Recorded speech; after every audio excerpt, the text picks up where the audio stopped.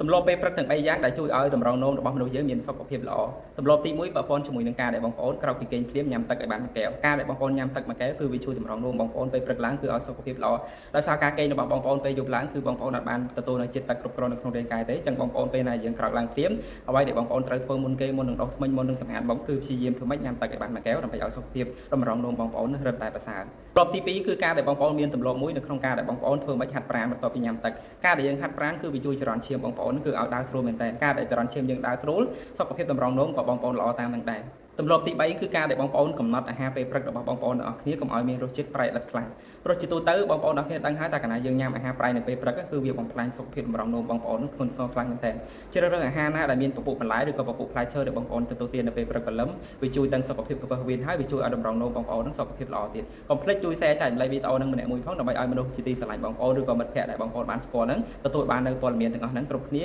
ថែទាំសុខភាពរាងកាយជាពិសេសសុខភាពតម្រងនោមឲ្យសុខភាពល្អទាំងអស់គ្នា